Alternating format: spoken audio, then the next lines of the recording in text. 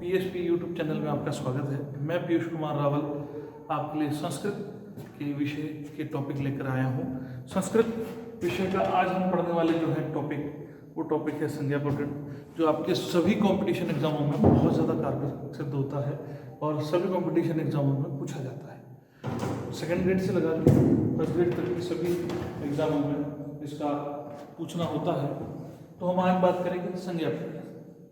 संज्ञा प्रकरण क्या कहता है, देखें। पहला टॉपिक और पहला सूत्र, उससे पहले मैं आपसे उसको परिचय करा दूं। संज्ञा है क्या? संज्ञा से तात्पर्य है, संज्ञा माने नाम। किसी भी व्यक्ति, वस्तु या पदार्थ का नामकरण किया जाता है वह संज्ञा कहलाता है। किसी भी पदार्थ का, व्यक्ति का या वस्तु का क्या दिया जाए? नाम दिया जाए, उसे क्या कहा जाता है? संज्ञा कहा जाता है। मतलब दोनों एक दूसरे के पूरक, नाम कहो तो संज्ञा और संज्ञा कहो तो नाम। तो ध्यान दें, हलन्त्यम पहला सूत्र हम जो पढ़ने वाले हैं उसका तात्पर्य क्या है। इसने यूं कहा कि यदि उपदेश अवस्था में हो, कौन सी अवस्था में? उपदेश अवस्था में। और उपदेश अवस्था में हो और आद्योच्चारण हो, वो भी क्या, कौन सा उच्चारण? आद्योच्चारण। उपदेश अवस्था में यदि आद्योच्चारण हो तो ऐसे वर्ण की, और इस अवस्था में भी कैसा हो? हल हो, मान व्यंजन, और वो भी कैसा हो? अंतिम। कैसा हो? नाम से स्पष्ट है, हल धन अंत्यम। हल अंत्यम, अंत्यम मन अंतिम, हल मन व्यंजन और अंतिम मन अंतिम। तो कहा कि उपदेश अवस्था में यदि आद्योच्चारण किया गया हो तो उस हल वर्ण की और अंतिम अवस्था में होने पर हलन्त्यम सूत्र से कौन सी संज्ञा हो जाती है इस वर्ण की? तो साहब इत संज्ञा हो जाती है। कौन सी संज्ञा? लो, इसको क्या नाम दिया साहब? इत संज्ञा। क्या नाम दिया? इत संज्ञा। तो यह हुआ आपका हलन्त्यम सूत्र। अब कैसे सर इसको? तो इसका एक उदाहरण भी देख लें आप। इसका उदाहरण है, वो है, देखें, जैसे उपदेश अवस्था क्या है तो उस पर अपन एक बार बात कर लेंगे। उपदेश अवस्था, आद्योच्चारण क्या है सर? तो एक बार सुन लेना। उपदेश अवस्था का मतलब है 5-6 चीजें हैं जो उपदेश अवस्था में आती हैं। वो कहा है तो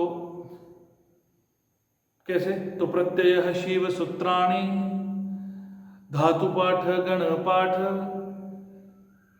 ऐसे करके 4 तो ये हो गई। और आदेश और आगम, ये 6 चीजें मिलकर के उपदेश कहलाती हैं। और उस उपदेश अवस्था को भी क्या किया गया हो? तो सर त्रिमुनि जो हुए हमारे व्याकरण के, कौन कौन से? तो पतंजलि, पाणिनि और कात्यायन, इन तीनों के द्वारा जो पहला उच्चारण किया गया था उसको आद्योच्चारण कहा जाता है। तो उस अवस्था में जो वर्ण आता है और वो भी हलंत हो, हल हो मतलब व्यंजन हो, और उसको भी अंतिम अवस्था में हो, तो ऐसी स्थिति में वो भी हल हो, आधा हो, और अंतिम अवस्था में हो तो ऐसे वर्ण की इत संज्ञा हो जाती है। हमने पढ़ा था। तो हमने माहेश्वर सूत्र पढ़ लिया है, तो उसी का एक उदाहरण देता हूं, देखें। एक लिख रहा हूं,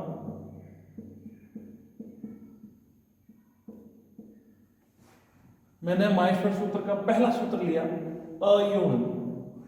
इस पूरे सूत्र में जो न है वो अंतिम है, जी हाँ। हलंत है, जी हाँ। तो सर माहेश्वर सूत्र भी उद्देश्य अवस्था में आता है और उसका भी क्या हुआ है? आद्योच्चारण हुआ है, और न की हल भी है और अंतिम अवस्था में हलंत भी है। तो ऐसे वर्ण की कौन सी संज्ञा हो जाएगी? इत संज्ञा हो जाएगी। नाम वर्ण की इत संज्ञा होकर के इसका क्या हो जाएगा?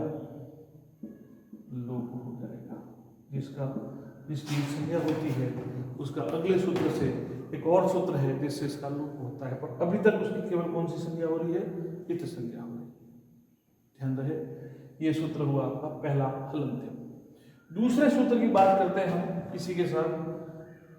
संज्ञा प्रकरण का दूसरा सूत्र है वो है अदर्शनम लोप।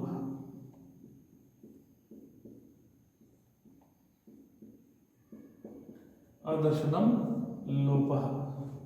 अब ये यूं कहता है कि दृश्य होते हुए भी दिखाई न दे और पश्य होते हुए भी, ठीक है, सॉरी, दृश्य होते हुए भी दिखाई न दे और श्रव्य होते हुए भी सुनाई न दे, इस अवस्था को क्या कहते हैं? अदर्शनम लोप। अब कैसे सर, ये कैसे संभव है कि दिख भी रहा है तो दिखाई नहीं दे रहा, सुनाई भी दे रहा है पर सुनाई नहीं दे रहा, तो सर ये संभव कैसे? तो देखिएगा, एक छोटा सा उदाहरण देता हूँ आपको। इसमें खाली इतना ही ध्यान रखना है, दृश्य होते हुए भी नहीं दिखाई देना और श्रव्य होते हुए भी ना सुनाई देना।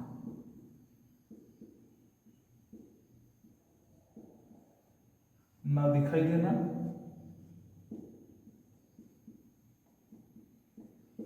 और ना सुनाई देना। ये तो कहा इस सूत्र में। अब कैसे ये संभव है? तो एक उदाहरण दे रहा हूं मैं आपको इसका, ये देखिएगा उदाहरण क्या कहता है। जैसे मैंने उदाहरण लिखा, एक प्रत्याहार लिखा, माया सूत्र का है जश, ठीक है। अब जश प्रत्याहार जो है उसमें कौन कौन से वर्ण आते हैं? तो ज, ब, ग, ड़ और द।